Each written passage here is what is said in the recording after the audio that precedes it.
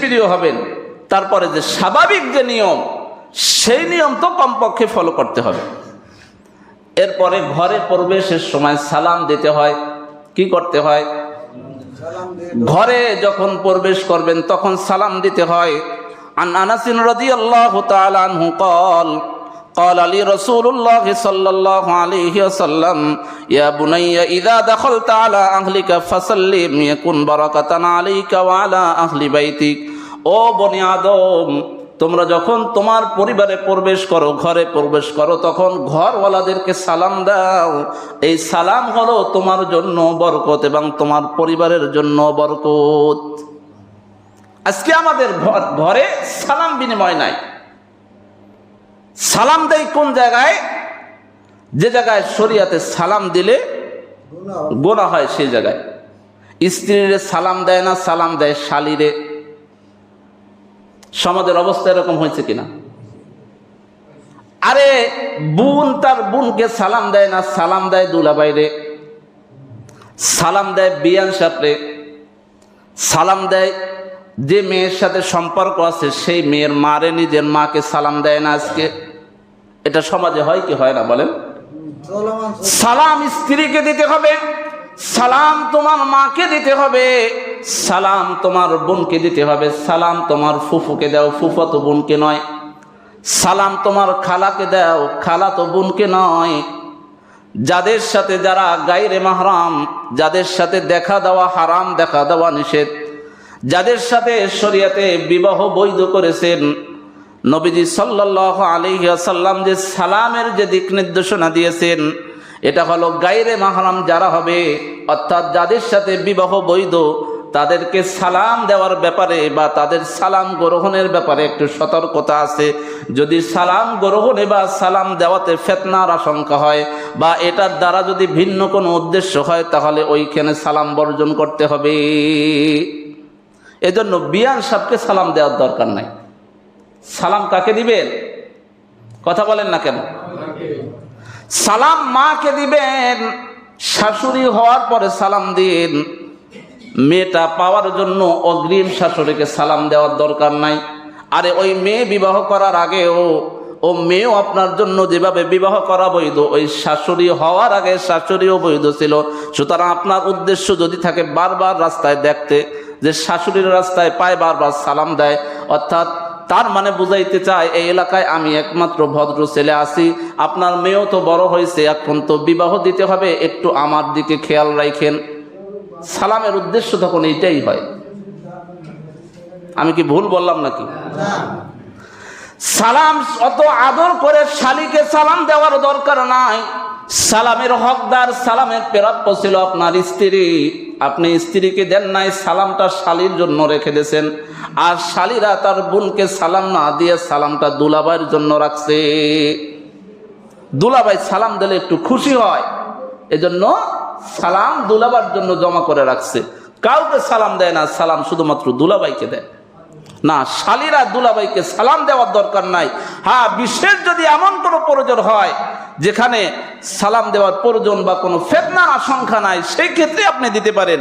কিন্তু দুলাভাইয়ের কাছে বেশি ভালো হওয়ার জন্য শালী দুলাভাইকে সালাম দেওয়ার দরকার নাই।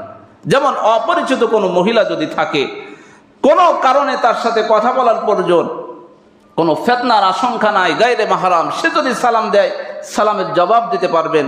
বা আপনারও যদি কোনো প্রয়োজন হয় আপনিও সালাম দিতে পারবেন। কিন্তু সেখানে যদি কোনো রহস্য থাকে, সে রহস্যর কারণে তাকে সালাম দেওয়ার কোনো প্রয়োজন নাই, তার সালাম গ্রহণেরও কোনো প্রয়োজন নাই। ছেলেরা রাস্তায় দাঁড়ায় থাকে, একটা মেয়ে গেলে সালাম দেয়, করে কি করে না আজকে যুবকরা? দুনিয়ার কাউরে সালাম দেয় না। ও স্কুলের গেটে দাঁড়ায় রয়েছে, স্কুলের মেয়েদেরকে সালাম দেওয়ার জন্য বসে আছে। ও কোচিং এর গেটে বসে রয়েছে, মেয়েরা বের হবে, কত ছেলেরা যায়, কোনো ছেলের সালাম দেয় না। ও সালাম দেয় দেখে দেখে সব যাদের চেহারা ভালো, যে সমস্ত মেয়েদের, তাদেরকে সালাম দেয়। এইটা কি বরকতের সালাম? কথা বলেন না, এটা কি বরকতের সালাম? নবীজি সালাম শিখাইছেন, আরে সালাম তোমার স্ত্রীরে দাও, সালাম তোমার খালাকে দাও। খালাকে না দিয়ে তুমি যখন খালাতো বোনকে সালাম দাও, তাহলে বোঝা যায় যে ডাল মে কুছ কালো হয়। এই জন্য ফুফুকে সালাম দাও, ফুফাতো বোনকে না। এইভাবে যত ধরনের মানে সালামের মধ্যে যদি ভিন্ন উদ্দেশ্য থাকে সেই সালাম বর্জন করতে হবে। সালাম ঘরে ঢুকে সালাম কাকে দিতে হবে বলেন? স্ত্রীকে দিবেন, মাকে দিবেন, বোনকে দিবেন। কিন্তু আমরা সালাম সেই জায়গায় দেই না, আমরা সালাম দেই অজাগায়। কোন জায়গায় দেই? অজাগায়। যে জায়গায় সালাম দেওয়া নিষেধ, সালামটা সেই জায়গা দেয়, ওই জায়গায় তো বরকত তো দূরের কথা, ও জায়গায় বরকত না, ও জায়গায় গজব আসবে সালামের দ্বারা। সালাম দিলে নবীজি বলেছেন বরকত, এটা হলো জায়গা মতো দিলে বরকত, আর এক জায়গায় উল্টা জায়গায় দিলে কি হবে? গজব হবে, গজব। বুঝতে পারছেন আমার কথা? এজন্য ঘরে ঢুকে, আজকে যারা এখানে আছেন কে কে ঘরে ঢুকে স্ত্রীকে সালাম দিবেন একটু হাত তুলে দেখান তো।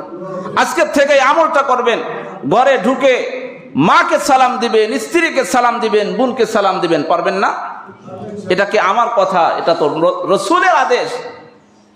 হযরতে আনাস রাদিয়াল্লাহু তাআলা আনহু থেকে বর্ণিত, আনাস রাদিয়াল্লাহু তাআলা আনহু বলেন, আল্লাহ রাসূল বলেন, ও বনি আদম, তোমরা যখন ঘরে প্রবেশ করো তখন ঘরওয়ালাদেরকে সালাম দাও, কারণ এই সালাম তোমার জন্য বরকত, তোমার পরিবারের জন্য বরকত। আমরা বরকত খুঁজি, শান্তি খুঁজি, শান্তি যে জিনিসের মধ্যে আল্লাহ রেখেছেন সেটা গ্রহণ করতে চাই না। এজন্য আজকের থেকে বাসায় ঢোকার পরে সালাম দিবেন কে কে? সকলে সালাম দিবেন তো ইনশাআল্লাহ? কি বাবা রিনুত ভাই হাত জাগান না কেন? সালাম দিতে হবে। আর মা বোন যারা আছে, মা বোনরাও স্বামীদেরকে সালাম দেবে। ওরে বাবা, আজকে মা বোনরা স্বামীকে সালাম দেয় না, সালাম দেয় এনজিওর যে ওই যে স্যার আছে তারে এত কায়দা করে সালাম দেয়। ওরে বাবা, এত রসের সালাম, ওই যে কিস্তি নিতে আছে যারা, ওদেরকে এত ভালোবাসার সালাম যে সালাম স্বামীকে দেয় না। দেয় কি দেয় না? আজকে আপনার মা বোনেরা, আপনার স্ত্রীরা এটা করে কি করে না বলেন? ওই এনজিওর ওই যে যারা আছে ওদের কি বলে, ওই যে কর্মী যারা আছে ওদের আপনার সালাম দেওয়ার দরকার নাই। সালামটা আপনি স্বামীকে দেবেন। কাকে দেবে মা বোনরা সালাম? বাবাকে দিবে, স্বামীকে দিবে, ভাইকে দিবে। সালাম স্বামীরে দেয় না, বাবা দেওয়ারে খুব শখ করে, খুব মোহাব্বতের সাথে দেওয়ারে সালাম দেয়। অথচ সালাম কে পাবে? কাকে দিতে হবে সালাম বলেন? দেওয়ারে সালাম দেওয়ার দরকার নাই, দেওয়ারে কি করার দরকার নাই। তারপরে ওই যে নুন দানা কি বলে, ননদের যে জামাই হয় তাকে কি বলে? নুন দেয় না, এরকম কি বলে?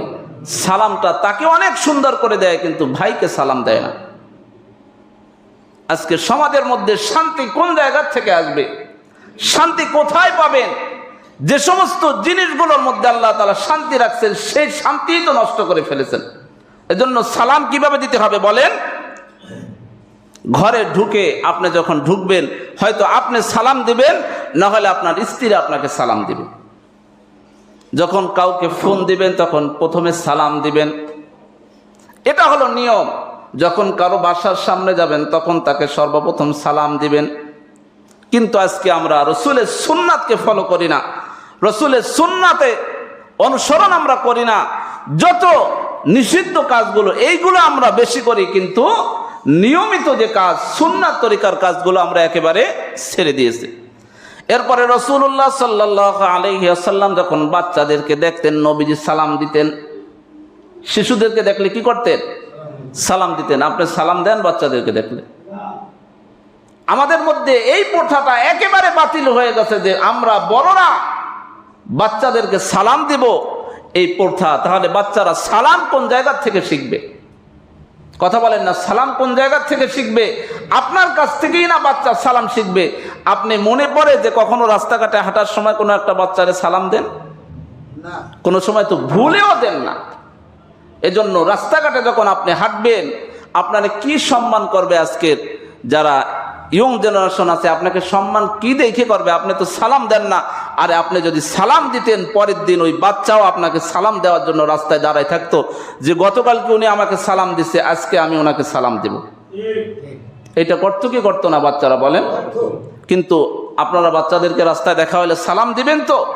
কথা বলেন না কেন? বাচ্চাদের সাথে ভালো ব্যবহার করতে হবে। আপনি যদি বাচ্চাদেরকে গালমন্দ করেন তাহলে বাচ্চারা আপনারে মনে হয় একেবারে ছেড়ে দেবে না। তারা যতই দুষ্টামি করুক তাদের সাথে ভালো আচরণ করেন, ভালো ব্যবহার করেন না, দেখেন বাচ্চারা আপনাকে সম্মান করবে। আমি তো অনেক আগেও বলেছি যে আপনার সন্তান আপনাকে সম্মান করে না, মসজিদের ইমামকে সম্মান করে, তার মানে আপনি সন্তানের থেকে আপনার বাবার হিসাবে যে পাওনাটা ছিল সেটা পরিশোধ করেন নাই। ইমাম থেকে পেয়েছে জন্য ইমামকে সম্মান করে, আপনি বাবা হিসাবে আপনাকে সম্মান করে না। এজন্য যারা বাবারা আছে তারাও বাচ্চাদেরকে সালাম দিতে হবে। মুরাব্বি যারা আছেন রাস্তাঘাটে দেখা হবে, বাচ্চাদেরকে কি করবেন? সালাম দিবেন। মনে থাকবে তো? নবীজি বাচ্চাদেরকে সালাম দিতেন। আমি আর আপনি বাচ্চাদেরকে সালাম দিতে আমার আপনার লজ্জা লাগে।